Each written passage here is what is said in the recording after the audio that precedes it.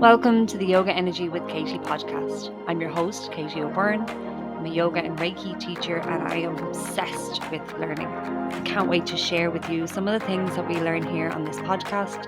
So stay tuned for some weird and wonderful conversations.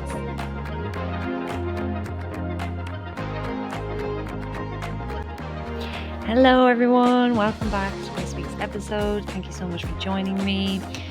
So this week I have been slowing things down a little bit. I work part-time in a special needs school, which I love. I really love doing that job. It's fun, it's challenging, very rewarding. And I also get lots of breaks from it, which is really good and really beneficial for me as well, because obviously I've got this yoga, the podcast, my Reiki, retreats, all these other different things as well. So the school definitely gives me structure and stability, which I definitely need. It's definitely really good for me. But it also gives me freedom to do lots of other things as well. So we just came to the summer break in the school, which is a nice feeling for me, to be honest. I know for a lot of parents out there, it's a challenge to have so much of a break from the school, because not only is the structure and stability good for me, but it's also good for kids and it's good for parents as well. But I do appreciate the break, I have to say. It gives me the time to focus on what I'm doing next. And I do have some plans for the next year of my yoga and Reiki business, I suppose. From September, I will be doing more Reiki level 1 and 2 trainings. And I do have something really big in the pipeline. I won't really talk about it, but it's definitely bigger than my classes. The Reiki training's bigger than the retreats, but I have only just started to look into how I'm going to go about doing this. So it will take some time for me to put some things together and for me to get it ready to tell you what it is. So like I said, I'm winding down over the next couple of weeks. I'm lucky enough I'm going to get some time to travel over the summer. I'm going to be going to Turkey, Greece, Albania, possibly Italy as well. And yeah, I'm very lucky that I get to do that. While I am doing that, I will be doing some online classes. I'll still be releasing the podcast every week, and the online classes will be Monday evening at 7 p.m. You can book that online, so you can get to join me wherever I am. Hopefully I have no issues with internet and things like that, but I'm sure I'll sort it out. So this summer I'm going to use the time to really try and vision and dream about what it is that I want over the next year. And then from September, I'm going to work with definitely having more structure around my work. I'm a very spontaneous person. I love to be able to go with the flow and just be like, oh yeah, let's do this today, let's do that tomorrow. I find it very hard to plan ahead.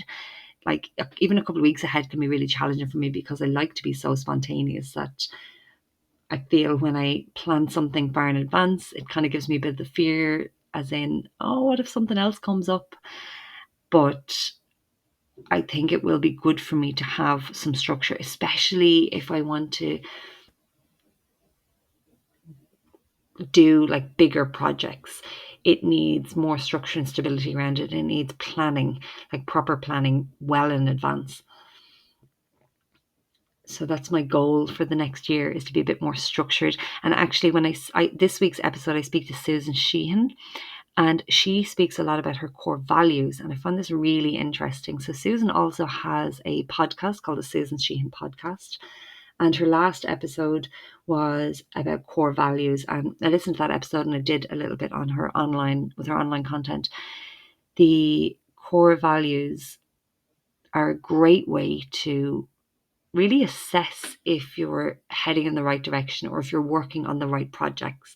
And from listening to her last podcast, I really felt that my core values are well, three of them anyway, are fun, passion, and wisdom.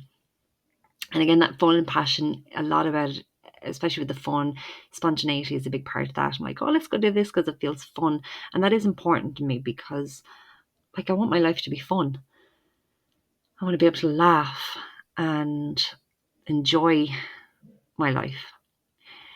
And passion, I feel really passionate about the things that I do. I feel like if you're not passionate about it, what's the point?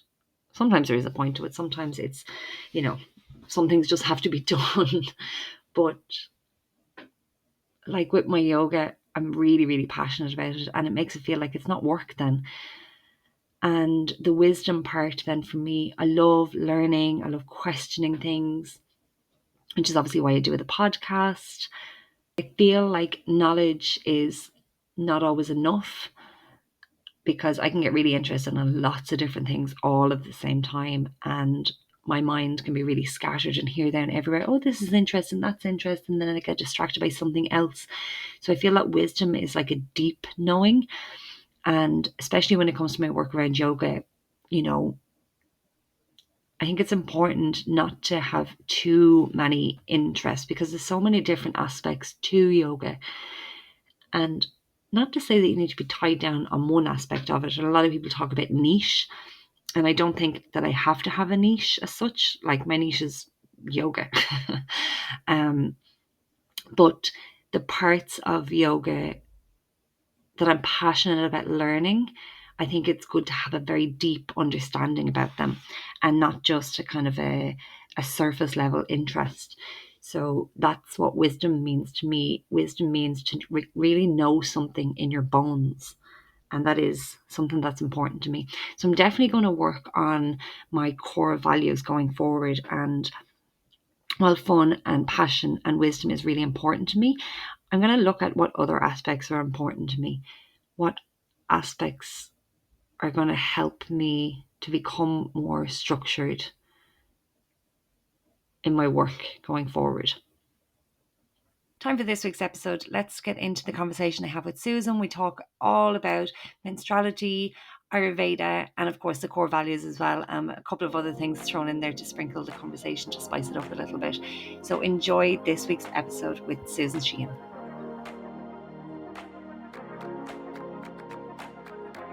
Hi, Susan. Welcome to the podcast. Thanks so much for being here today. I'm delighted that you decided to come on. So I think the first time that we kind of met, you, if I'm right in saying, you did some sort of online course around the menstrual cycle and Ayurveda. That would have been around like during the lockdown, during probably the first lockdown, if I can remember. Yeah, And I just remember it kind of it must have popped up on my Instagram or something. I went, oh, that looks interesting. I think you were in Spain at the time. Is that right? I was in Mallorca. Thanks for having Yeah. me on, by the way. Yeah, I was in Mallorca, and at the time I was studying Ayurveda. Mm, And to me, it was like putting the menstrual cycle and Ayurveda together, where it's just like the most natural two yeah. cycles, all comes back to nature and our It cycles. makes But yeah. It So makes yeah, so much sense.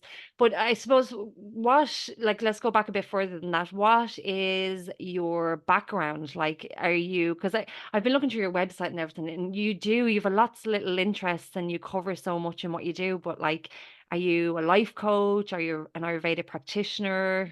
Are you a menstrual cycle coach? Do you have a label for yourself, or are you just Susan? yeah, it's always so difficult. I find it really Mm, difficult. Somebody says like, "What do you do?" or how would you describe how you do? So a little intro, I suppose, to me is I returned home 3 years ago to Ireland. I lived away for over 20 years. I think I was away longer than I was here. mm, I lived there. And I traveled a lot, and I lived in London then for like 16 years. And then I was in Mallorca for 3 years in Spain.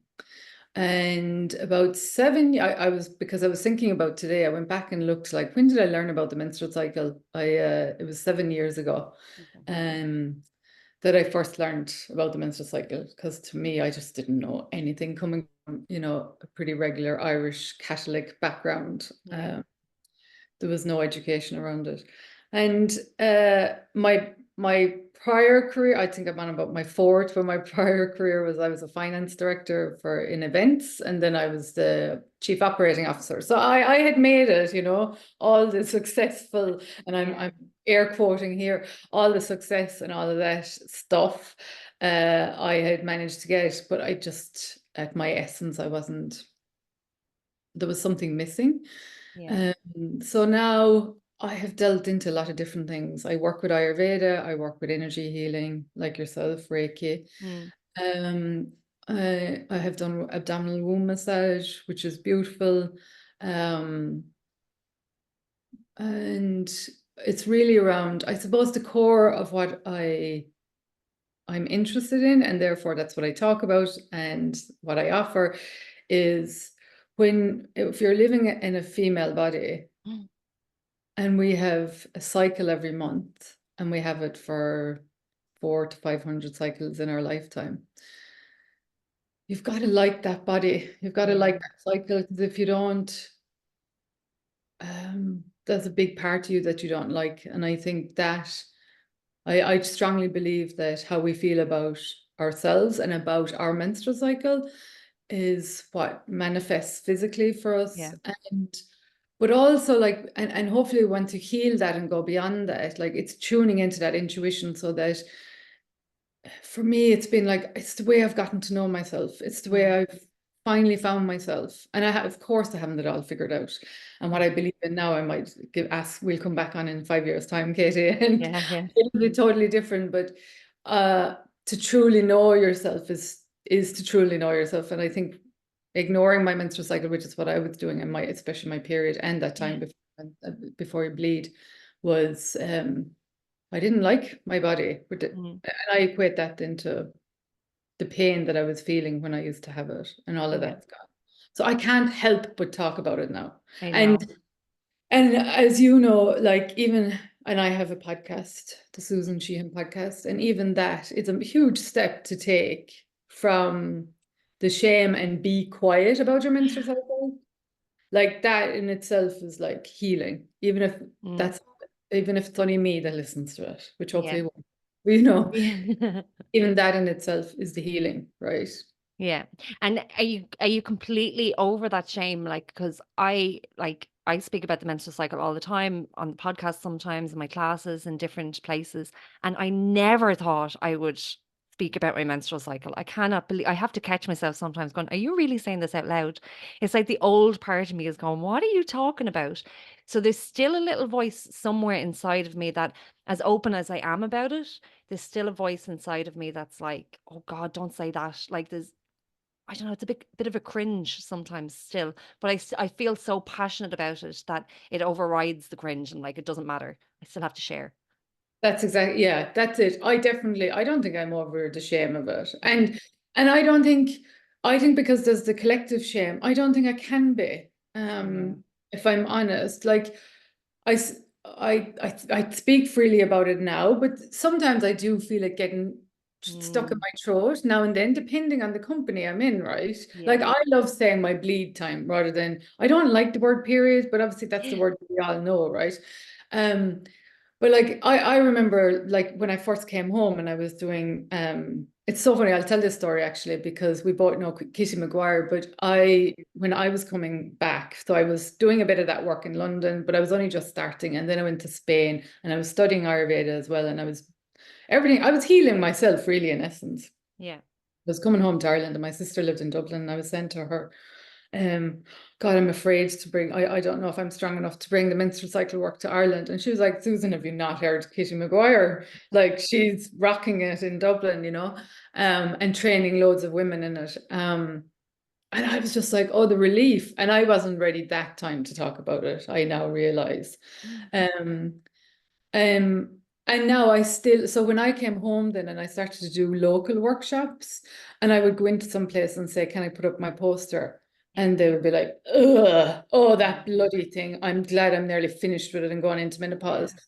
And so, and I would shrink, my poor heart was just like, I don't know, I would take this, there would be a pain in my heart. Yeah. And I would shrink a little bit because I know that's the reaction of unfortunately, a lot of women, and it would have been me 7 years ago as well. I would have been Yeah, like, what is totally. this on? Like, seriously. Yeah.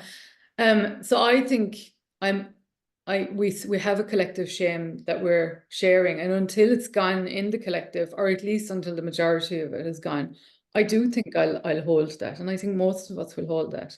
yeah. But all we Would can you do is keep agree? It's like, because for me, it was, so the shame was there. The part of me that was like, "Oh, this bloody thing is like, I can't wait to be finished with it. It's such a nuisance, and oh, it's a curse to be a woman, and blah blah blah." You know, all the usual sayings. Like, but then once, like, it was the smallest bit of education. I was like, "Oh," it was this light bulb moment. And once you start to learn like what your menstrual cycle actually is, then the shame starts to turn into acceptance and love. Actually, I love my menstrual cycle now. So it's not as if, I think you're the same. It's not as if both of us are coming from a place where we always loved it. It was like we had the same experience of most other women, and then we learned about it, and now we have a totally different perception about it. Am I right in saying yeah. that was you too? Yeah, absolutely. So I think mine was a typical story, like yourself, probably. We'll all have little turns and twists. And I Yeah. think it depends as well, your background and what your family grew up with and where our mothers would have come from and our grandmothers and their attitude. But the majority, it was a typical story of like, got my period around 12. I don't remember my first period, which I think, I wish I did. But Yeah. all I know is that in the first year, there was a lot of pain. I used to be off school. And then I used to have migraines as well, premenstrual time. And I went through that whole journey of on and off of desperate cramping, like constant Mm, cramping, which I now associate, I think it was constipation. I didn't realize then, but until I did Ayurveda, but I think constipation and cramping are very linked, but we can yeah. talk about that later. But Yeah. um, and it peaked the pain. So the anger, oh my God, I used to have so much anger used to be coming out of me. And it peaked in my 30s because at that stage I was at board level in my job and it was stressful. We were constantly under pressure. And I liked it as well. I liked that kind of stimulation and that Yeah. pressure.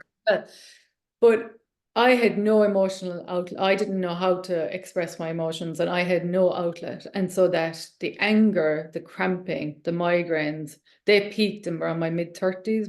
Mm, I just knew around my late 30s, I just literally was on my knees one night in the bathroom and I was like, oh my God, I am listening to it. I was in so much pain, yeah. cramping with my period on the first night of it. And I was just like, okay, I'm finally listening to you. I've had enough of this. Mm, What do you want? I literally was saying to her, okay, my hands were on my womb and I would never have called it my womb then either, but my lower belly. yeah. Yeah. And it was like, okay, I'm listening. What do you want? And then, like you say, I started talking to a few other women, which up to that point, I don't know if I would have spoken about it, even the Mm, pain side of it. I don't mm, even know if I would have spoken about that. And then I heard of a lady called Claire Baker. She's in yeah. London. Um, and I just did this 6 week, it was either 6 or 8 weeks course with her. And that was Yeah. it. Everything just started to make sense. Mm, And I think I know with certainty for me, and I think it's a lot of women I've worked with as well, and that I just know, and that we now talk about it, like you or I and other women, and the circles we're in, is like once I knew, um, I suppose, once I understood that I had a cycle within my body, and mm, that I didn't have to be this strong woman that had to do yeah. and do and do and be all the time.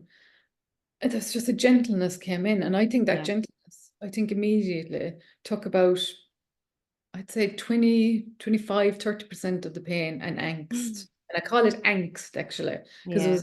That's a I good think there's word. a recurring trauma. I don't know about you, but I think and trauma is, that word is just banded around Yeah. willy-nilly. And I just, anyway, I'm not into trends. But I do think as each time I was coming up to my period, even though I would never know when I was due, never, it would be Mm, like, oh, the day after going, oh, that's why I was so freaking angry with the world. yeah. But I think our body holds that trauma and it knows it's coming and tenses up. And because we tense up, I think the cramping gets worse Yeah. because we're holding 100%. now and going, this is going to be tough again. And and so it's this, it ends up being recurring and Mm, fulfilling almost in some ways, you know? Yeah, Um, absolutely. Yeah, because I think the acceptance just does, it softens the body. And if the body is a bit softer, the tension is less and therefore the pain is less. Because, like you, I never had any like menstrual disorders or major issues, but it was always very uncomfortable. And at some stages, and I look back now, and it was definitely due to stress. There was some stages like that. I had myself on the bathroom floor, like doubled over in pain. And yeah, and I just thought, "Oh, this is just part of being a woman," and I never spoke to anyone about it or, I just kinda thought, "Oh, this is the way it has to be," and as soon as I started to learn about it, like, I can't remember the last time I've had, like, horrendous pain. I still get cramps, for the first day of my bleed, but other than that, and they're quite mild, um, but yeah, the acceptance changed so much for me. yeah, It's yeah. amazing. I didn't have to change my lifestyle. I didn't ha well, I did change my lifestyle slightly because I now try to live more in sync with my full cycle, but that just kinda happened naturally because I Mhm. was aware of how I was changing throughout the month, so I didn't consciously have to change very much. It's not like this big massive, like somebody hands you a diet sheet going, "You must change this, this, and this." It never felt like that. It all just felt so natural and easy once I had the information. I love when you just said the word acceptance. I think, I don't know if I did the breath out or you did it or maybe we both did it. But it's like this holding Mm, of all of it. And I think it's in our bones, it's in our cells, it's in our ancestors that yeah. like we're holding a lot. And I think the acceptance. I think there's also an opening, I guess, is Mm, the other word, because once I started to allow that in, because in some ways you now have to believe that there's a bigger force here around us. If you mm. believe in your menstrual, like if you want to lean into the menstrual cycle, because you're no longer in this 9 to 5 model of like Yeah, just that it's just all about that, it's all linear and that it's all, I don't know, it's all production, production, production, yeah. right? It's now you're like, oh, there's ebbs and flows, and you get to know a little bit about your body, and you go, actually, it's freaking amazing. Like her body is just, Yeah. she's amazing, and it opens you up to so many things. And I was thinking about, because I was listening to you on your previous podcast, and you were talking about the Saraswati mantra. Mm, She was the first lady that, because when I went to India, I just remember looking up at the wall and there was this image of her. And I said to my sister, who's she? And she was like, mm. Saraswati. And just, I allowed everything to come in: yoga, mantra, chanting, Yeah, like energy healing. Everything came in once I opened up to there's something bigger here. It's like an opening to other things. yeah. Yeah, and I wonder is a lot of fear around that because I've always been drawn to things like that, and I always like the idea of being a bit of a hippie or, been into like, oh, that's a bit woo-woo, I like that kind of thing. But I think maybe is there a fear like that if you open to one thing, all these other things will come in and like you'll have to change. But I don't think it is this. There's a softness to the change. You're after, Yeah, I think it's different for everyone, I suppose, as sorry, to what like it'll you kind of open up froze to. there for a second, Susan. All right. No, you're okay now, I think. Sorry. Yeah, I think it's different for everyone. I would never have said I was, this term that we have, woo woo. Yeah. Like I was very like finance is black and white, Yeah. accounting is so black and white, and that's where I was in. But I suppose I don't know. I think it's different for everyone. I think there is a fear around. I don't know. I think there's so much conditioning around. Mm. We've pathologized everything now. When I look at menopause and what's happening in the world, and it breaks my heart because you're just like, everything now is take something to numb it. And that's why I believe that we have so much pain, like in the world anyway. But let's just narrow it down to, because Yeah. that's too much to try and tackle. But in women, I know that for me and a lot of women I've worked with is like we're holding in our emotions, and it turns up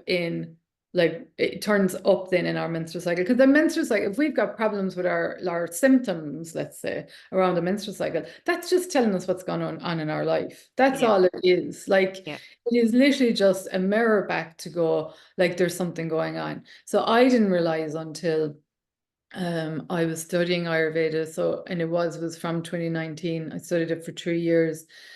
Um, is the car like, I didn't know I was constipated, right? So Mm, if you're not going to the toilet every day, you're holding, like you're mm, literally holding. And I remember thinking, but sure, there's nothing wrong with going to the toilet 2 or 3 times a week, or sometimes it was only twice a week, and then some weeks it would be fine. And that was my normal. And your yeah. normal is just your normal because you don't know anything else, isn't it? Mm-hmm. And then when we were learning about I mean, some people will go, Susan, seriously, you didn't go every day? And um, it wasn't. It was for me. I think if you're holding on to things and you're holding on to your emotions, or you're not able to express yourself, that can turn into like constipation. And I Yeah. don't know which came first. Was it that's my a natural kind of um I don't like using the words like anyway, there was an ill at ease there always in my body. Was that always there? Like was Mm, there my body is slow to digest, right? yeah. And it has got better. And I keep an eye on it, but I don't have to be, I'm not obsessed with it as I used to be when I first learned it. Yeah. That, and I think the cramping hold similar emotions. And if we're not able to express ourselves, and if we're holding in, like I don't know about you, and a lot of our listeners who are listening is like, when we were younger, be quiet. I was told not to. I used to be like, I cry a lot now, like a Mm, lot. I cry when my body wants to cry, right? yeah. Whenever it wants to react, I cry. I allow it to happen. But when I was younger, I was like, I used to often be told, what's wrong with you? Why are you overreacting? Yeah. Be quiet.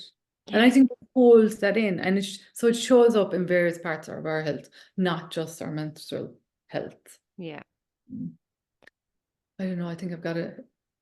Yeah. Also, you know what you said about like people might say, oh, seriously, only three times a week, but nobody tells you how your body is supposed to function. It's not something that we learn about here. And so, how would people know that, like, actually, you are supposed to go have a bowel movement every day? Or how would you know that actually your cramps are not supposed to be that painful, or that, Mm. we're really just not told how the body is functioning properly. Like, even the terminology, like, oh, that's normal. Well, actually, some things are not normal. They're just common, but doesn't make them normal. Yes. So, like, oh yeah, going to the toilet 2 or 3 times a week is normal. No, it's common. There's a big difference, like. And I think in our medical system here, common makes it okay. Mm. And like you said, we kind of we cover a lot of the symptoms, and whereas Ayurveda really gets to the root of the issue and works with the root cause and tries to heal that, and then from the root cause, am I right? That Yes. Yeah. balance then comes through. Yeah. I love Ayurveda for its simplicity, Yeah. actually. I don't, if you're going to become a doctor of Ayurveda, I don't think it's simple in the least. I think Yeah. it's quite intricate. But Yeah. as But a, just as as a a day-to-day person, like for yeah, somebody who wants to bring Ayurveda into their daily life, it is very simple. it is. So there's the premise of it is that it's the five elements. So it's Hmm. embedded into nature. It's like from the earth to the sun to the air to space and water. Hmm. All of those elements are in us and they're outside. And basically when everything affects us, right? Our internal environment is in our what we feed ourselves and how our mind is feeding our body. Like what is it saying? Is it giving us good messages? Is it clear or is it stuck? And the external environment, i.e., where we work, the house that we live in, the noise levels, the colors around us, if there's calm around us, all of these aspects are affecting us internally and externally. And um, there's which this is why I love the menstrual cycle, because the menstrual cycle is you're in your body, right? Like you are in your body and it's your experience that you're having in your body. The external environment is also impacting you, because I love as well following the moon cycles, and I don't know much about astrology, but I have Mm. had readings and all of that.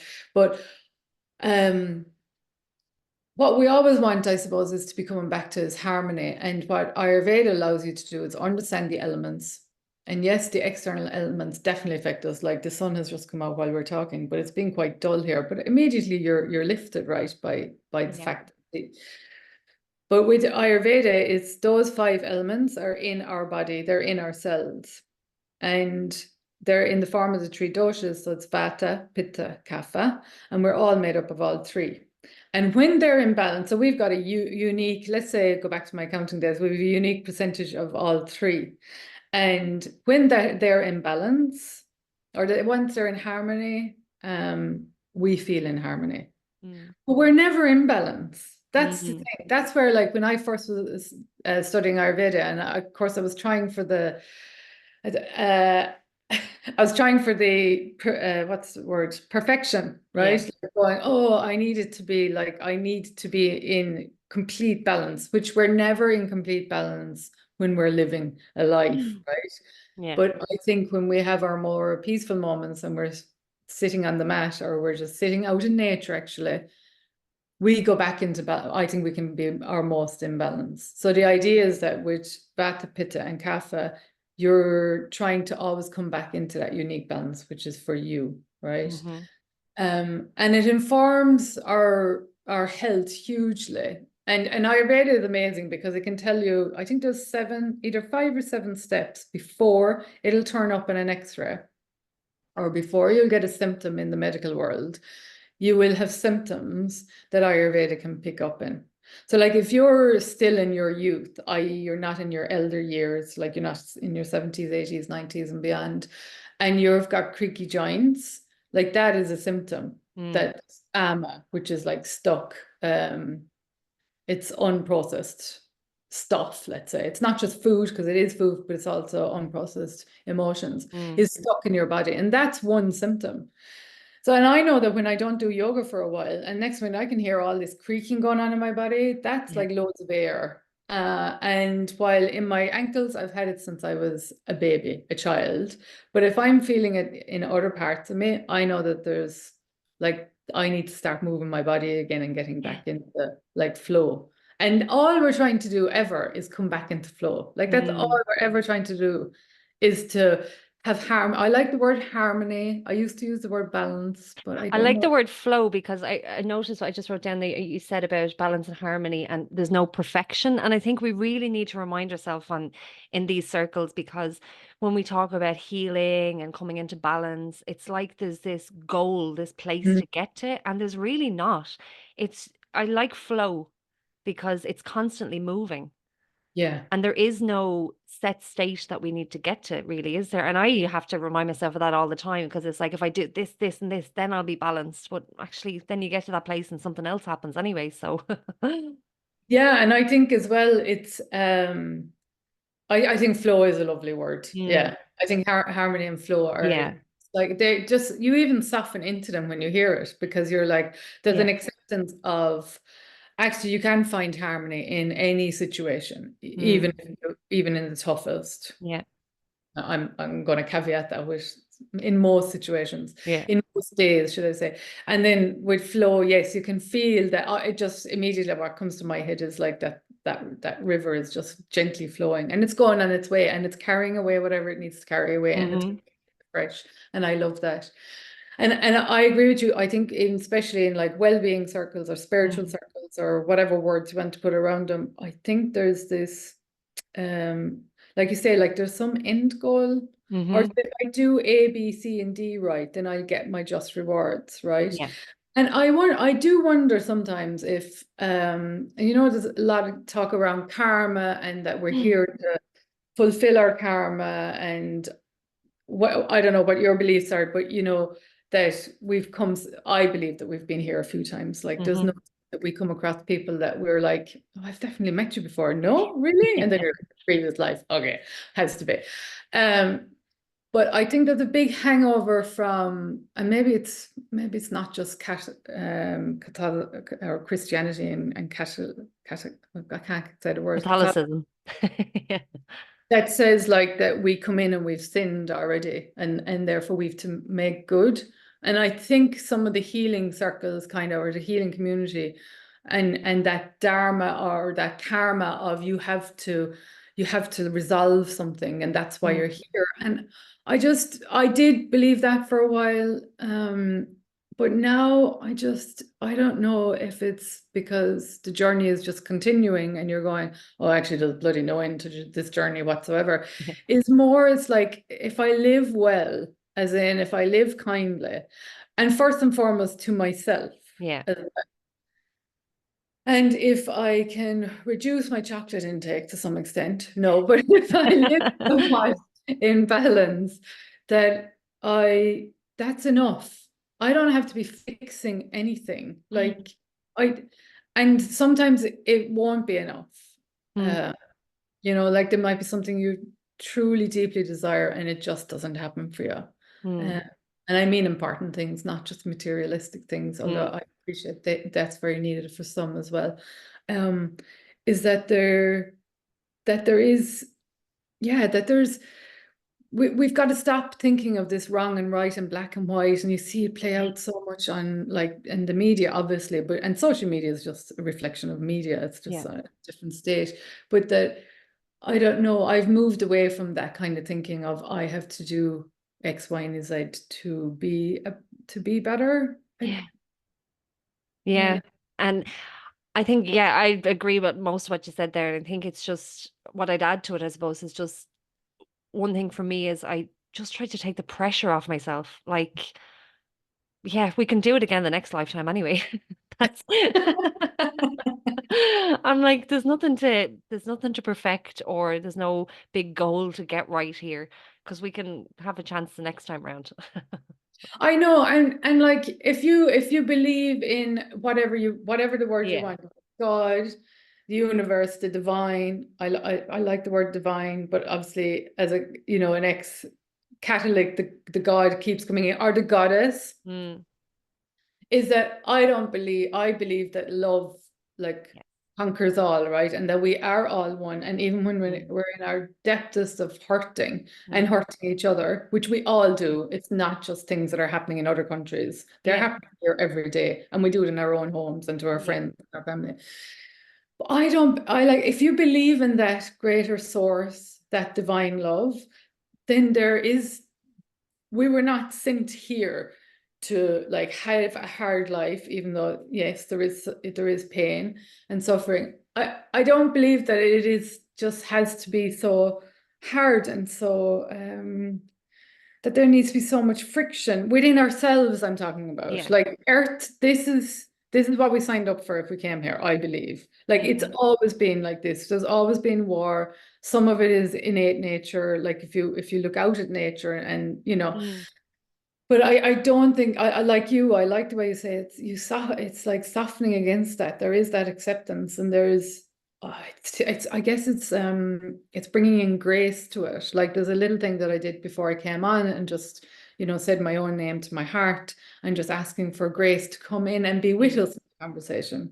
Mm. When I go into situations where I can feel like that I need some support, or that maybe the room needs a little bit of gentleness. And I don't think there needs to be, I don't think it's any more complicated than that, I suppose. Yeah, and I think we have the tendency to do that, don't we, to complicate things. And I have Celine Florence on the last week's podcast. Um, she spoke about that as well, like just about simplifying things. You Mm. know, we tend to go for like going back to what I was saying earlier on, I'm going to get to this goal if I get to this stage in a practice or this stage in my healing and I can do all these things and bring all these things in. But actually it's really simple things in life and in the practices that we do can be the most effective. Like you said earlier on, like when we're in nature, we kind of naturally just come into balance. Mm. Yeah. And I don't know about you as well. It's like I think there's too much onus on work, Yes. on like earning money and work itself. And I know that I'm guilty of this, is like that I will, I left the 9 to 5, right? I left the corporate, and I always said I'd never ever go back into that 5 days a week, that machine, that sitting at a desk, all of that. And yet I've brought a lot of those characteristics and those habits into being Yeah. self-employed, Yeah. right?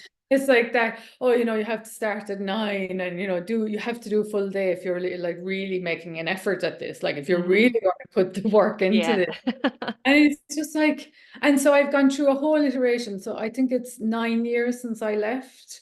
Um, and I did actually only last year I went back and I've now got a 2-day a week job working in an office and I love it. And Yeah. it took me so long because I got stuck. I got fixed again in doing the opposite of that over there. And Hmm. it's like, but I actually really missed just being with other people. Going and I missed Yeah. the routine and going in a couple of days a week. Yeah. And it's a lovely environment. It's out in the country. It's like it's an animal sanctuary. I'm not working with the animals. I'd love to during the summer, but I'm not hardy enough during the winter to be out there. But it's just it's it is I don't know why we always feel that we have to be striving. And Yeah. like I have a very strong sense of purpose. And I think that's probably what Mm. pushes me as well. But why yeah, it's come back to what Celine was obviously saying around that simplicity is like Mm. what makes you really happy? Like what are Mhm. I think it's what makes us happy. How can we just what do we actually really need? Mm. And you spoke a bit about this in your last podcast, maybe about the core beliefs or core Mm. values. I found this really interesting. And when you listed out some of the words, I think the ones that really stood out for me were fun, wisdom, and passion. Ooh, nice. And Yeah. I've never actually done like a formal thing around that where I really looked at my core values when I sit down to do something like this podcast or but it's obviously just in our subconscious anyway a lot of the time, isn't it?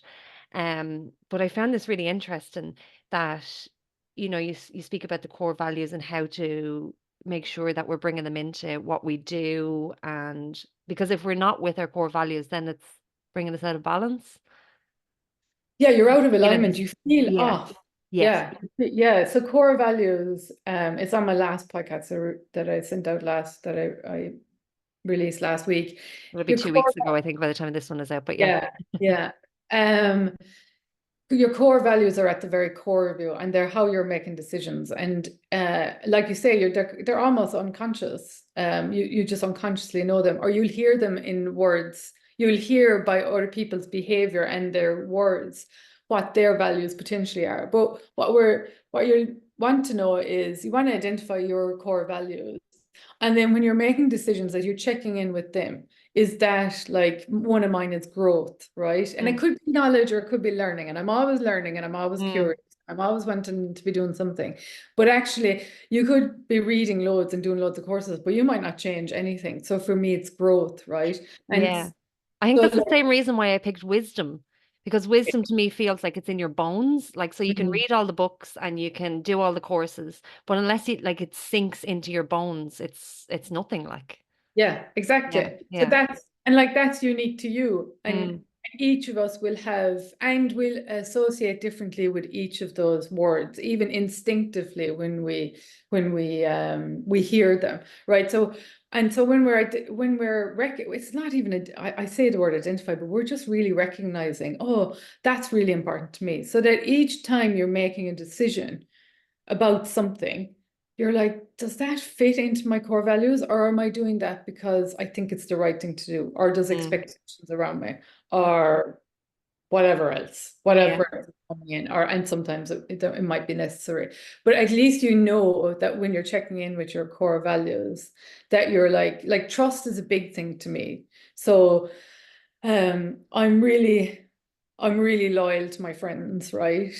But if they let me down more than a few times, and we've talked about it, I find it hard to then go back and trust again, right? Mm, So to me, like I'll be the most loyal friend in the world to you forever. But if you break my trust, I find it really hard to go back again. mm-hmm, And so if I force myself to be in a relationship or in a friendship and I'm constantly being let down, that's making me feel ill at ease, basically. It hurts mm-hmm, your heart. Like you might not use the language, but yeah, you'll know something is off. You'll start to dread meeting the person. And it can actually then just deteriorate, right? And you can apply this to anything like your work, your relationships, your anything, hobbies, going to the wrong restaurant over and over again, even though it feels icky when you go in. yeah.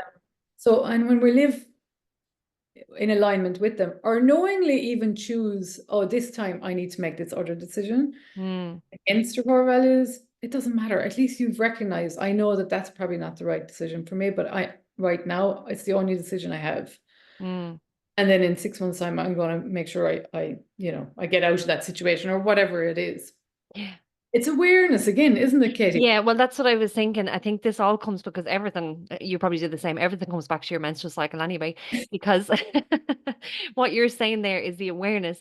And when you have a practice of knowing yourself through your menstrual cycle, because you're checking in with yourself every day throughout your cycle, you begin to know yourself and know that actually that's not okay for me, or this is okay for me, or this is what I need, or this is what my body needs. And I don't need to be in this situations or that situations. And that will even change throughout the cycle as well, because maybe there's certain people that you can be around Mm. in certain stages of your cycle. And then maybe like in the premenstrual stage, like there's certain people that you can't be around, or, and it is all about awareness and just checking in and getting to know yourself.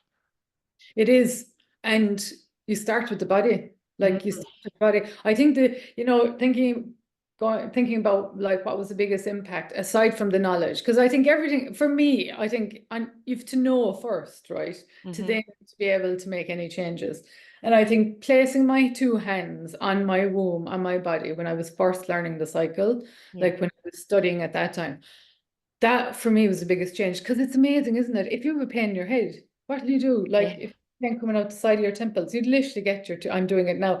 I get your two fingers on each side of your head and you will rub your temples. Yeah. Or if you have a pain in your neck, you bring your two hands to the back of your neck and you're massaging it.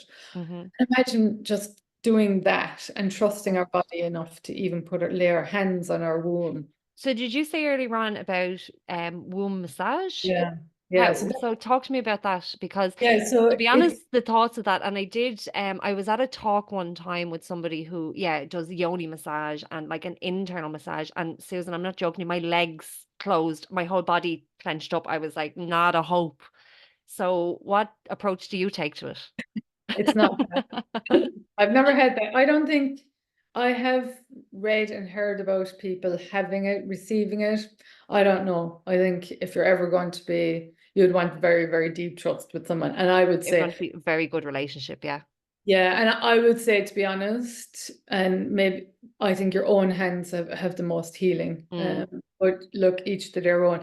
Abdominal massage, I studied it with the Abdominal Collective, and it's Rosita Arvigo, and she's from Belize, and she learned it from an old Mayan healer. Mm. And so it's all external. It's womb and it's abdominal massage, so it helps like your digestive. And so there's Yeah. your digestive system as well as like making sure that there's good circulation, that there's Mm. like the cells are vibrant. Mm. It can sometimes women have an inverted womb or that it's slightly tilted or something, and so there's a process to it basically, or Yeah. it's probably not a good word for it, but anyway, there's a method of doing it, and you're working on different parts of the body, and it's laying your hands on it. Um, and I don't, to be honest, I don't offer it anymore. I think it was for me, sometimes you do things and actually it was for me, but I Yeah. still keep coming back to that laying your hands on your womb. And there Mm. was like during our training, and I have seen this before, it's like there was one woman that she put her hands on her womb and she just sobbed. She didn't do anything else. It was just literally two hands on her womb. And the women that were running it, I did it in Brighton in the UK. I went Mm-hmm. over to it. And they said they find that Irish women in Mm. general that come to them are probably the most, what's the word, conservative, like they're wanting to put they don't want to take the clothes off because Mm. all you do is you're pulling your pants down a little bit the same way as you would like if you were maybe getting a massage or something, Yeah. and you're rolling it down a little bit just down to your hip bone, and then you're putting your top in underneath your bra. Yeah. And that's the space, right, that you're working with. But that women that they found that when they had groups of women over from Ireland, that they were the least comfortable with taking their clothes off. And Yeah. then the Italian woman there, she was like, way, get it off. I pardon. know, yeah. And it's interesting what you were saying about like the Mayan tradition. So where did you say that lady was from? The training, Rosita Arvigo is Mm. Belize, but she went and trained with him, and I'm sorry now, I can't remember his name because it's an important heritage, obviously, of the where was he? I can't remember. But I the like South American. Yeah, yeah, Yeah, yeah. so that's what I was going to say. I remember years ago I did a yoga workshop on the chakras and we spoke about the sacral chakra and how like that we here in Ireland tend to be a little bit tense and stiff, especially in this area of the hips. And even if you look at our Irish dancing, it's a little bit more fluid now. River dance definitely helped to open us up. River dance allowed us to move our arms. I don't know if you did Irish, I'm sure you did Irish dancing in school and like you'd be killed if you moved your hands away from your legs. You had to keep your hands down by the side. Your legs could only go forward and backwards. It was very linear. Whereas if you look at dance in South America, like they move their hips. They're so much more open and free to move this area of the body which is connected to our sexuality. So I think there's something in that in our culture that we're in a way, I don't know, yeah, oppressed in some way to keep tense and rigid in this area. Yeah, and I wonder how far back that goes. You do wonder. Yeah, because even as you were describing the South Americans, I'm like literally like starting to swing my hips. Yeah, It's like there is that you feel that sensuality, and yeah. it's power that you feel within yourself when you Hmm. let yourself go. And that's another thing that like when I opened up to everything like because of the menstrual cycle, and you can now go to like ecstatic dance things, or you can Hmm. go to just free dancing. So imagine no alcohol involved Yeah, whatsoever in dancing. yeah, And I remember actually when I lived in London, the Brazil won the World Cup. This is years ago, and I remember they all danced in Trafalgar Square for the whole night. The drums were going. yeah, They were just dancing the whole night without a drop of alcohol. For yeah, some reason, we have ended up like needing some stimulant to let go, yeah, haven't we? And I don't know where I guess maybe it's centuries of oppression. I don't know. I don't know. It's in our psyche though, and yeah. we have to move beyond that. We have to somehow like and the only way to move beyond that is not from external, it's from Hmm. back to your body. And I know we haven't spoken about it, but like with the menstrual cycle, there's a time when you feel more fluid and in Yeah. your body and more sensual. And I remember when I was first, like in the first year or so of learning it, like just going out onto the balcony when I lived in Spain and stuff, and just like just dancing with Hmm. nothing, no music, or sometimes I'd have music on, and just allowing my body to move whatever way I wanted. And I Yeah. remember when I was learning Ayurveda, because she was a yoga teacher as well, I must have said something, and intuitively or instinctively, she just went, Susan, maybe you just need to stop going to the yoga classes and do your own yoga at home. You can feel into what you need for your body. And Yeah. I did for a while.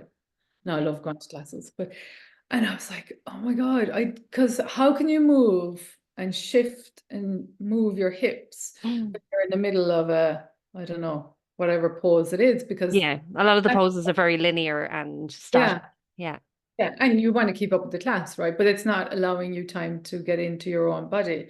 So there's something about being given permission, maybe. And the Mm. menstrual cycle is great for this because, like, you do feel really sensual in summer phase of your cycle, or you feel more creative and freer just after you've bled in the spring phase of your cycle. Mm. And then in the autumn, I'm like in child's pose and I don't want to do anything else more than likely, or very slow, deep movements in Mm. pre-menstrual time. Um, I think for me, like that, I believe if, and it's my desire and wish, is that every woman came back to her menstrual cycle. I Hmm. think we would heal ourselves. I think we would heal our children that are to come. I think the world would be a softer, gentler place. I think we would make decisions from our heart and not our head. I think there'd be a lot less diseases around. We wouldn't treat the earth the way we treat her. Mm. I eat organic where I can, as much as I can, because and I became, of course, extreme, went to vegan for a while, but then you can't have cake. Vegan is not extreme. But go on. Not extreme. Do you know it's For not? me, it's like when I can't go out and get a cake in a shop, I have to be worrying about does it have this in it or this in it. And I was I've been doing vegetarian. it for 10 years and it's a doddle. Uh, each to their own, I think. I This is know, the I thing, know. we've all got our own path. But for me, I know that after 7 years of being vegetarian, my body was in need, it was literally crying out to me to eat meat. But I suppose coming back to the Mother Earth, that if we care about ourselves and we Hmm. understand that we're part of nature and nature is part of us, and that we're eating off the food off the earth, and Mm, we're ingesting that and into ourselves and our mind, then we mm. would never spray the earth. We would I never know. we Yeah, would never bomb her. We would never tear down forestries. We would like we just wouldn't. yeah, Um, I don't know. I don't know if we'll ever reach that day, but one by one, maybe. yeah, Just look after ourselves, I think. And absolutely. Um, I just wanted to circle back on something you said there about the abdominal massage and the digestion, because I think that's something we overlook as well. Like, and I know obviously with Ayurveda, there's different food groups maybe for different types of people. So it's not like just one diet and such, but I think something that's overlooked, because we often look to diets and certain foods to be healthy, but actually our digestive health, often starts with things like the massage or coming back into alignment within the system, or making sure that we have regular bowel movements, or making sure the digestive system is healthy is a massive part of a healthy diet. It's not just about what we eat, it's about how we digest it. yeah, Can you yeah. speak to that a little bit, even in terms of Ayurveda and So in Ayurveda, it says that someplace around 70 to 80% of all diseases are caused due to digestive issues. mm, And we have a fire in our belly called Agni, Agni. And that digestive fire is the best way to describe it is it's like imagine a campfire, right? And we always want to be throwing a little few sticks and twigs and small little blocks of wood mm, onto the fire, right? To keep it lit, right? If we throw too much spice or fire on top of it, if we throw too much into it, that is spicing it up too much or lighting it up too much or sugaring it up too much. I'm trying to mm. use the different, uh, the flames will just go up, won't they? They'll just go and they'll go out of control Yeah. and they will fly off everywhere and then they'll spark other things. Um, Likewise, if we dampen it too much, if we let's say anything really cold, think Mm, like I always say, like stick your little finger inside your cheek and just feel how soft it is inside in your cheek. Like that's our insides, right? And so if we're putting like really cold, and this is very much Kaffas struggle with this a lot, but if we're like eating ice creams, so yogurt, kapha's a lot of the earth energy, isn't it? Somebody who's quite naturally grounded, yeah. right? Yeah. Yeah, so that would be kaffas. And if they're eating too much, it's not just them, it's all, but it affects them the most. If you're eating Mm, like really cold food, go back to the campfire. If you're eating really cold food, you literally will like, you'll douse and potentially you'll put out the fire if there's too much mm, cold and too much, because it squashes the fire. We need the fire inside in our digestive, in our body to be always lit, right? And so that's why we feed it regularly, but we don't overfeed. mm, And I think it's just as important about how we eat and when we eat mm. as to what we eat. Everyone knows we need to eat more in balance. I think for the most of us, we need to not be snacking. Uh, Mm, there's some people like people that are VAT and have a really light frame, they might find they can't do more than 2 hours without having a snack, right? mm, But the rest of us can get through, right? And you're better off to be having something, have a solid breakfast, a good main meal at lunch, mm, because that's when our digestive is at the highest. So the sun is at the highest at midday. Even if we can't see it a lot of the time in Ireland, it's still there. It wouldn't be bright otherwise. And our digestive is at its highest between 12 and 2. Um, and that's why we want to eat our main meal during the day, because mm, our digestion can cope with it then. And if you're eating meat, Mm. or anything that's, I'm saying meat because that's the longest to digest. That takes Mm. 4 to 6 hours to digest. Mm. And so then when we're coming into our supper time, which like in French soup, soup and supper is like it's all one word, you're eating a lighter Mm. supper so that before you go to bed, your body isn't having to work overtime and trying to digest food and then trying to go to bed, which is where a lot of like our lifestyle has gone so far away from nature. If you look at Mm. farmers, they even if they may be overworking themselves. Like I have a farmer that passes here every morning at 6:30, right? He's on over to his farm. And then he's back for lunch at 1 o'clock. He has his big main meal, his dinner, his lunch at 1 o'clock. And then I don't know, he probably works too late, to be honest. But Yeah, but if it's a different type of work to like working late in an office. yeah. You know, Oh this yeah. is why you're more likely to see 90-year-old farmers walking around their field than you will a 90-year-old working in an office. Oh, completely. It's like I love that there's two chaps on the road because I live quite rural and they're cycling. And I don't know Yeah, what age they are, but yeah, that's a long time since they were 50, like, you yeah. know. Like the thing is that when you're out in nature and I lived in London for 20 years, so you do get disconnected now. I was always near parks and I always saw Mm. it because I loved running.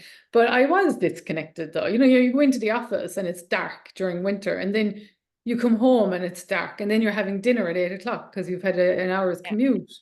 yeah. But if you're living with, and you can still live in this cycle, you can still live the circadian rhythm, even if, regardless where you are, if you're living in the city. Mm. But our digestion, all it wants us to do is to follow the rhythm of the day and night. Yeah. Wake up in the morning and eat a good, a good healthy breakfast, and then have your main meal during the day, and then your evening meal. And then what you can do is you can go to bed a bit earlier Mm. because you're still not digesting. Um, and you were asking about the abdominal massage. The abdominal massage is all about keeping everything regulating. Like it's about moving from like just underneath your sternum and moving it down to the belly button. And then you do another routine around your belly button where Mm. you can feel your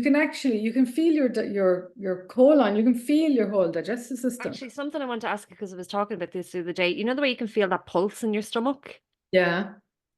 So isn't that to do with your like alignment in some way? So I was told that, you should be able to kind of feel that pulsation at the navel. And that kind of means more that everything is in a line, All right. Okay. in I better know. alignment, no? Oh, I'm feeling mine now. Just see if I can feel it. We've got the arteries are coming down here as well, and the like. So I don't know about that. Okay. I couldn't say about that, Katie. It was just something we did on my yoga teacher training, like just to feel like, especially after coming out of a back bend, like that pulsation would be Oh, much more intense, and back bends would help to bring that whole system more into alignment. So, oh, because yeah, they told us that if you can feel it at the navel, then that things are more in alignment, but sometimes you can feel it higher, and I think higher is you've more of a tendency to be it would be constipated, and then if you felt it lower than your navel, there would be more of a tendency for like loose bowel movements. And then I can't remember this is what I wanted to ask you what the right and left meant, but maybe I'll have to look all right. elsewhere for the answer. Yeah, no, because while we've to do anatomy and physiology, I feel like abdominal, and you can go into it as deep as you want from that then, but the abdominal therapy or massage that I did was as much what should I say, energetic and spiritual Yeah, as it was physical. yeah. And I think it was as much like putting your hands on your body and helping them to, and like so while we would offer it as a massage, ultimately you were given the how to do it, Mm-hmm. and you take it home and do that every day for yourself, like you just Yeah. do it before you go to bed or when you wake up in the morning, and it's very soothing to Amazing. the nervous system. Um, so yeah, I couldn't answer that one though. What I Mm. do notice, though, I don't know about you, is that when you put your hands on your womb while you're bleeding, Mm-hmm. there's so much going on down there. I think just this is where by laying our hands, and maybe that's why I was drawn to Reiki as well. The energy healing is like that you can feel everything that's going on there. It's like close your eyes, lie down, and feel everything that's going on. And it's just that greater appreciation, I think, what your body is going through. And so you do soften into that. But I always notice that like there's that pulsing and that energy and there's this Mm. movement and there's a whole heap of things going on there while It's we're bleeding. fascinating, isn't it? It is fascinating. And we're supposed to just go to work and put on white knickers and go horse riding and all of that other thing. Yeah. Media, or society. I need to stop saying media. They're just the transmitters of what we think as a society, really, aren't they? Yeah. Uh, yeah.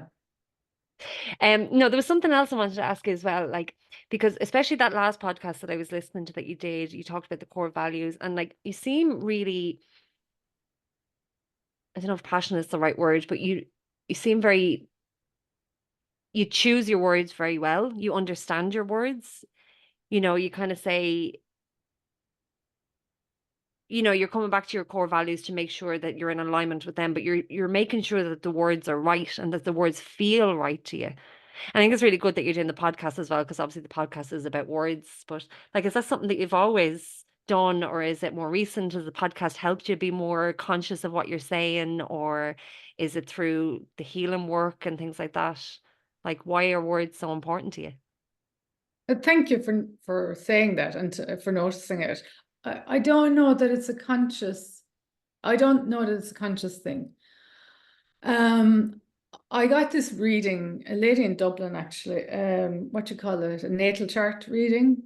And she told me that time, and I've been told this by a few people, is that you're meant to be communicating. Like Oh, this wow. is, yeah. And so I guess, yeah, I don't know. I don't know. Now you see, I'm cut for words. I think I know what I suppose I know what I'm passionate about, and when I'm speaking about that, and I try to stay in my heart, and sometimes obviously I go off on tangents, but I try and stay in my heart and try and stay grounded in what I know. And I only know my experience. So in general, I only speak about my own experience. And I get the words just it's one of those things I think I don't You think. seem to really feel the words because, like, even the word you were like, I don't like balance, but I like harmony or flow. Like it's like balance brings a feeling to you that you're not comfortable with, whereas harmony feels easier. Yeah, you're quite intuitive, Katie. I'm clairsentient, right? I remember when a healer told me this a few years ago, I was like, what does that mean? I didn't know what that meant. So it means that you feel a lot. And she was explaining to me, and I was like, but does not everyone feel like that? And she was like, no, Susan, they don't. But like when I walk into a room, and if there has been a little bit of tension in the room, or if there's angst, or somebody's upset, like somebody could walk in and they don't say anything, but I will just like do a double take and go, Shh, there's something wrong. And then you go, are you okay? And then the person might, I'm just thinking of a situation that happened a few months ago, and she was like, oh no, something sad has happened, right? And then Hmm. and alternatively, like, you walk into a beautiful cafe or restaurant and go, oh my God, what is it about this place? And you just feel love. Like all Mm. you feel is just like this overwhelming sense of it is harmony, I guess. Yeah. So I don't know if it's I feel so deeply, like, and some people will get this in that, like, somebody can be talking about something and next minute you're crying, and then the next minute that Mm. you're feeling their emotions. And Yeah. to be honest, it's quite tough at times. Like sometimes it's difficult, and big crowds are quite difficult for me, and I think I just don't have that double, what's the, like, I can't in certain situations, I can't deal with them anymore. Whereas I had a tougher skin. I guess that's the word I was looking for. I had a Mm. tougher skin before when I didn't know this. And to some extent, I'm like, some days going, oh, for God's sake, why did I have to find out half of this? I'm sure you know what I mean. It's like, I wish I didn't have, some days I wish I didn't have half the awareness that I did now. Yeah. Because sometimes it's easier to go around with the blindfolds on you and just go. So maybe that has got, to come back to your question, maybe that has got something to do with I have to feel into the words, and that's why Mm. sometimes I'm slow to art. Sometimes I can be slow to articulate, and then sometimes I can be really quick to articulate Mm. because I'm like, I just know this. And like I have very strong intuition as well. Mm. And that is, I would say, that came from the menstrual cycle. I Mm. think it allowed me to absolutely, totally just break me open and allow me to just have that intuition whether it's, something just basic like, I don't know, you just know that somebody's going to ring you, or whether it is, I know that I'm supposed to do this and then Mm. it just happens. Or I remember I was doing this back to yoga training in Mallorca. I was actually back in Ireland and when traveled back for it. And instead of staying there, I decided to travel to the training every day. So back to yoga is, I know you know, Katie, but it's devotional yoga. So it's chanting. So we used to be meditating, doing yoga, and then chanting. I love it. Mm. And it was for a week, and you're doing this all day, like, so you're completely immersed in it. But I wouldn't do it again, but I was driving back and toward Fort to the place. And it was really early in the morning that I'd have to drive there. And I literally, I remember it being so clear, but it was because I was in that space, is that I would know when a car was going to come around the corner. Mm. Like it was just every time I would know when a car, because there was not much traffic at that hour of the morning. Yeah. Mallorca is, and it was out in the country, and I would just know that there was a car was going to come around the corner. And like this, we all have this ability. Yeah, totally. Like all of us have this ability. We're all psychic. We're in some way. Mm. Like ask a mother and she will know if her child is around the world, halfway around the world, and there's something wrong, or they're about to ring her. Like we all have it. It's just that we have Mm. been taught to block it out or have blocked it out. Mm. And I honestly, it was the menstrual cycle that gave me that gift back. Mm. And it is giving it back because I had it, I suppose. Like we all do. It's Yeah. just, Yeah, and I think I was going to say something like that earlier on, like when I started learning about the menstrual cycle. Yes, parts of like the anatomy and the hormones, that was all kind of new terminology and knowledge and things. But most of it felt like it was like relearning. It was mm, like this awakening within me because I was like, my body knows this. It was yeah, a real like I can't believe she's telling me this because I feel this in my bones. I know this is true because I just know it. Um yeah, because yeah, we just need to come back to ourselves. yeah, yeah. Mm. And it's that remembering, isn't it? It's like you've been in a dream Yeah. and then all of a sudden someone wakes you up and like you're like, of course I know all of this. I've been here. Like I just know this in our bones, in our I suppose because if you believe in the soul, that the soul has come in. The soul has been around several Mm. thousands, I don't know how many gazillion years. Yeah. That we do know it is just when we come in, we have to remember it each Mm. time. And Mm. then it's like that. It's like when you hear something. I remember I heard something I was offering this year-long course, and one of the women in the course, she sent something into the group, right? I think on WhatsApp or something. And I don't know, I can't remember what it was, but it must have been some sort of a monologue. And she shared it in the group, and I listened to it, and I'd never heard this before. And it was like, at the same time as you're living your life here, you could be a 12-year-old Chinese girl working in the Mm. field like Mm. this. And I was just like going, what? What? And in the same second, I was going, what kind of nonsense is this? It was like, it was just like going, oh yeah, that's true. Yeah. I In know. the same second of like going, I've never heard this kind of what is this nonsense? And then going, Mm. oh my God, Yeah. it is Do you know about the yogyas and the different eras of our collective consciousness? no. Well, I won't even try to Tell. explain it, but it's something that I think you'd be very interested in. I'll send you on even there's an audiobook I listen to, and it's just fascinating about how, yeah, like collectively. So you might have heard of like Kali Yuga or the era of Kali. So this is like the era of destruction. I think we might have just passed that. I can't really remember. Um, but yeah, just as a consciousness. So not even really to do with humans, but just as our energy, our consciousness, we move in this cycle. Okay. And so currently we're either in the era of destruction or just past it. And then eventually we'll start coming up to this era where we're so enlightened that like that we won't need Zoom to talk to each other. I'll just be able to telepathically tell you what I want or what, we'll just be able to communicate that way. And then it goes in a cycle again where after that age of enlightenment, it comes back down into destruction and it just continues on and on. Um, Ah, and there is something to do with time and like that different.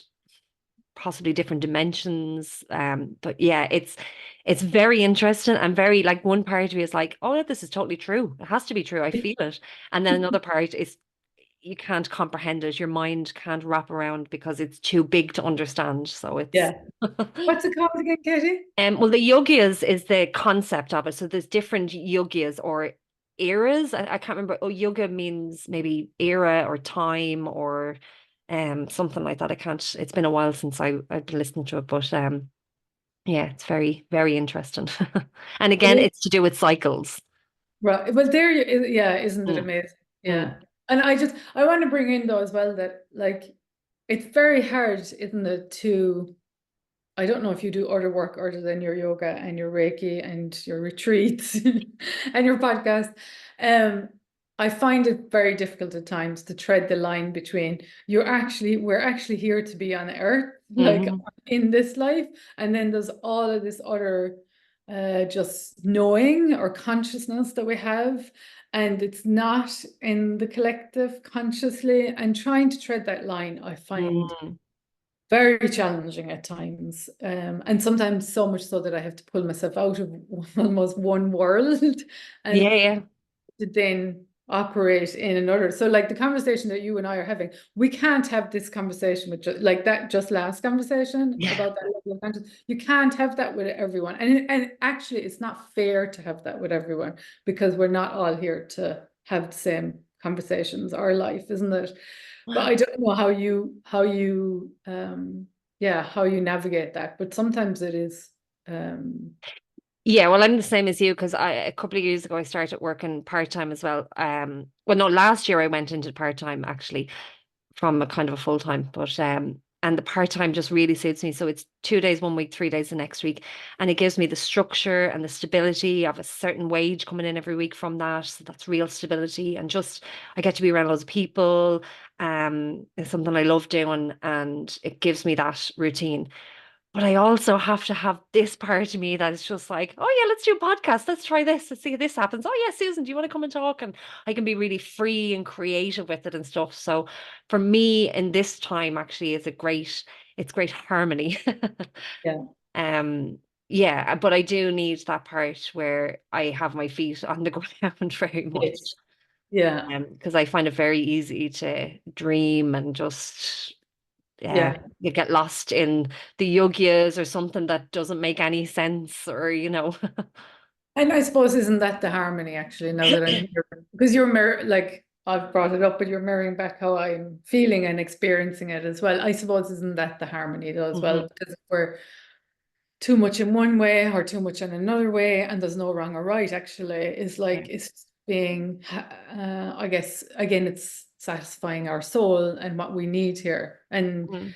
I suppose in a way, it doesn't isn't that what the menstrual cycle as well offers? It allows us to be really grounded because you have to be grounded when you're bleeding, Yeah, and then you're out there living your best life and having the best fun when you're in the middle of when you're ovulating, yeah, and everything in between. yeah, And I suppose that's what I was missing when I wasn't living with my menstrual cycle, because all I was doing was being in the physical hmm material world of producing and producing and producing, hmm and then numbing because I was so exhausted and stressed and everything else.